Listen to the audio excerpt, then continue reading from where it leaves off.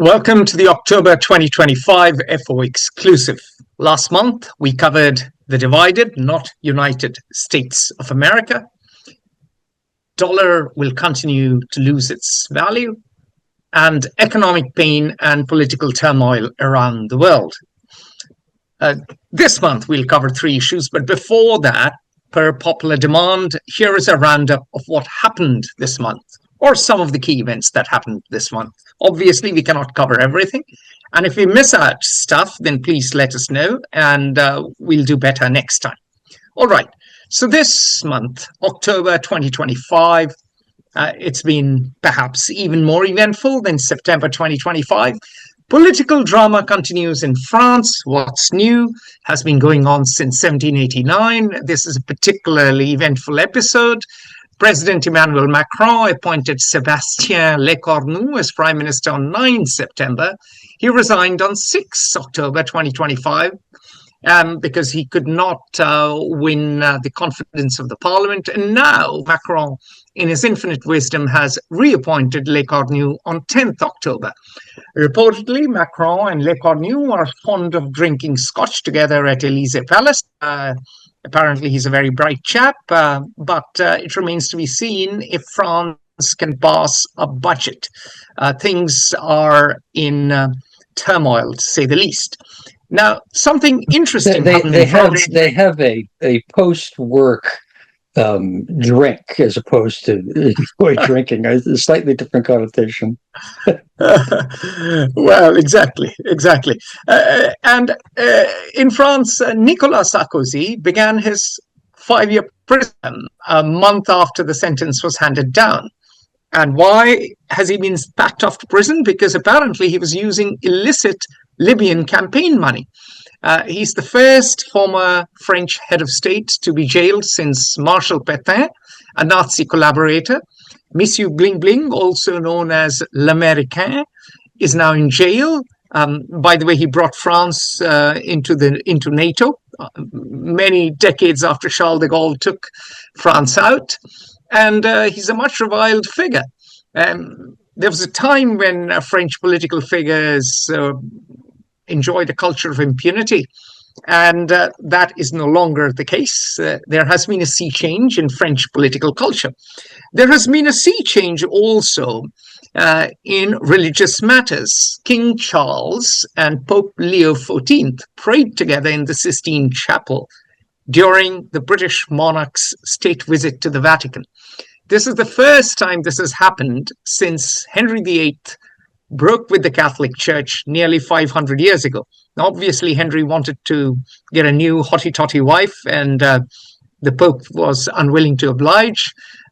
Such matters no longer bother the new monarch, and the new monarch has been praying together, and this joint prayer by the head of the Anglican Church, the Church of England, and the head of the Catholic Church is seen by some Christians and some Europeans as a symbolic step towards reconciliation between the Roman Catholic and Anglican churches and some form of unity of Christendom. Now note that Tony Blair of the Labour Party was a closet Catholic and converted to Catholicism after he stepped down. Boris Johnson, the Conservative Party leader,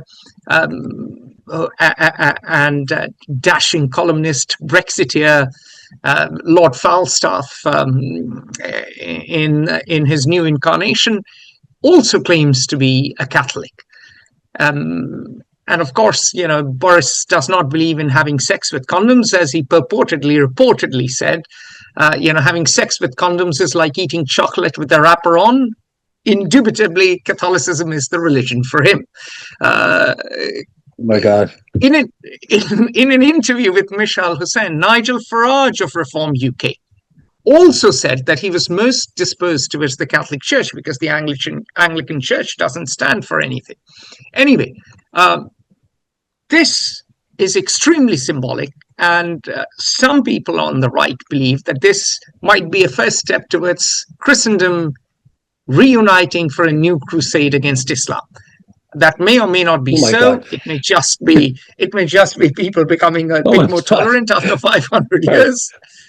All right. Well, now we're really dealing with pentangles and the harmony of the spheres and so on, with lunatic assessments. If I may jump in just for a second, I would interpret this this being Prince Charles's prayer with the Pope as a significant event. Yes, that I agree with, but the objective, I think, is more clear and certainly less nefarious than all of these crazy cockamamie ideas. Charles has been clear his whole life, and when he acceded to the throne, about his desire, although he is the titular head of the Church of England, to represent all Britons, everyone in the United Kingdom, and that his approach was ecumenical and Catholic with a small c, which means embracing all different tastes and views. So it is clear his act, his gesture, the prayer was clearly a step to affirming the multicultural, multi-ethnic nature and of Great Britain and of the British state. Those steps are clear and are quite substantive. Beyond that, the theological, unification and so on from Charles, who is the most weak-teed of practitioners, but that's not fair to say, but hardly a crusader. I think that goes too far then, but it's substantive. Yeah, I mean, look, he took the title Defender of Faith instead of Defender of the Faith, and he has gone to pagan religious ceremonies. He has prayed with everyone. So I think this shows how Europe, the interpretations show how Europe is turning, or a certain part of Europe is turning to the right. But speaking of that, even as King Charles was making up with Pope Leo XIV, Kemi Badenoch, who's the leader of the Tory party, her party, the Tories, decided to withdraw from the European Convention on Human Rights. That is now official Conservative Party policy. And in doing so, they are emulating Reform UK, which makes it very clear that Reform UK and Nigel Farage are setting the British political weather now. Anyway, it's going on from the Tories to Labour. Sir Keir Starmer's government has named Dame Sarah Mullally, currently the Bishop of London, as the new Archbishop of Canterbury. She will take charge as the 106th Archbishop of Canterbury in March 2026. She will become the first woman to hold the top job in the Church of England, and first among equals of the heads of various churches that make up the worldwide Anglican Communion. This is a pretty big deal. It remains to be seen if Sarah and Leo will pray together. That would be quite a sight, because the Catholic Church does not allow women into the priesthood. You see, if I may jump in again, that's another sign.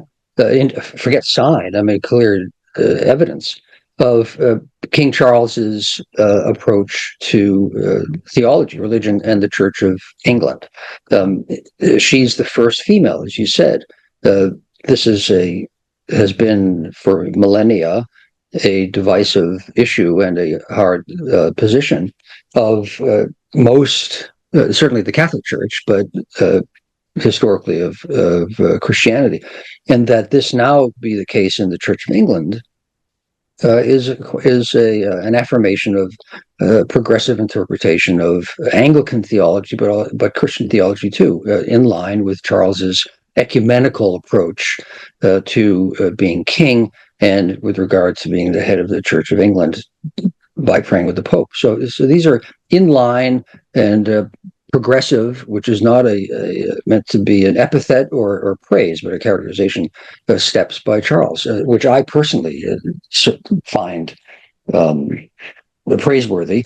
But at least that is what he's doing to the Church and to England. Brilliant. Now we move on from England to another island, and that island is Japan, to the east, in some ways similar to England, where tradition matter, where precedents matter, where you've had conservatism with a small c. And in Japan, Takaichi Sanae has entered the history books by becoming the first woman prime minister of her country. She once played drums in a heavy metal band. She is a fan of Margaret Thatcher. She is a motorcycle riding daughter of a police officer and a salaryman who entered politics after a spell in television news. Sanae Takaichi has a hawkish belief in the need to strengthen Japan's defenses by investing lots more in security and even revising its pacifist constitution. Needless to say, she's controversial. More about her later. In a quick roundup, rest of the world, Afghanistan and Pakistan had a clash. Protests in Madagascar ousted Andre Rajoelina from the presidential palace. The military is back in charge, although taking a leaf from Pakistan's book. They have named the military generals have named a largely civilian government. There has been great change in Latin America. Dina Boluarte was ousted as president of Peru amid political unrest over rise in crime. The chief of the Congress was sworn in as a successor. By the way, this is Peru's 7th president in 9 years. In Argentina, Javier Milei has won big in the midterm elections. His chainsaw austerity and free market reforms are proving popular in the land of Juan and Eva Perón. His party, La Libertad Avanza, won nearly 41% of the votes, taking 13 of the 24 Senate seats and 64 of the 127 lower house seats. This is big because before these elections, his party had just 7 Senate seats and 37 seats in the lower house. More importantly, perhaps, the Trump administration has given Argentina a $40 billion lifeline. And Donald Trump being Donald Trump, he said that this money depended on Milei winning. So Argentina seems to be in the good books and in safe waters for now. In Bolivia, there has been a political earthquake. Rodrigo Paz, a centrist, defeated a conservative candidate in the runoff. Luis Arce, the left-wing president, did not run, and movement to socialism, MAS, that is out of power for the first time in 20 years. This was a left party. This was headed by Evo Morales, who's now accused of pedophilia, and Paz promises to allow the private sector to expand in order to boost growth. So just as there was a pink tide in Latin America, now there's a free market tide. I mean, maybe the CIA doesn't need to do coups anymore. Glenn, I mean, the methods have become more sophisticated. It takes a long time for the fruit to grow on the vine planted by a seed long ago. Exactly. Okay, now the Czech Republic's president on Monday has asked Andrej Babiš, a populist billionaire, to form a new government. He will be the new prime minister. He won in the elections. Now, more alarmingly for the US, maybe not everybody in the US, but for some people in the US and UK and France, Hungary is looking to join forces with Czechia and Slovakia to form a Ukraine skeptic alliance in the EU. Babiš's victory is very significant. The unity of Europe over Ukraine seems certainly to be crumbling. If Hungary, Czechia, and Slovakia get together, that makes a pretty important bloc. We'll discuss that in another episode, not here. Let's move on to the US, where vendetta is in the air. The Trump administration is going after former FBI Director James Comey and his own former national security advisor, John Bolton. Our lawyer friends in Washington, D.C. tell us that Mr. Comey should be all right, but Mr. Walrus, as Mr. Bolton is popularly known, could be in trouble. Now, John Bolton served George W. Bush and Donald Trump in the past. He's known to be abrasive and arrogant. And actually, even though many people are worrying about the implications of rule of law, the culture of political vendetta, the unsavoriness of the whole process, the independence of institutions. Still, there are many Democrats and some Republicans engaging in some schadenfreude these days, especially when it comes to John Bolton. So that is interesting. Join the conversation at Fair Observer and subscribe to our YouTube channel.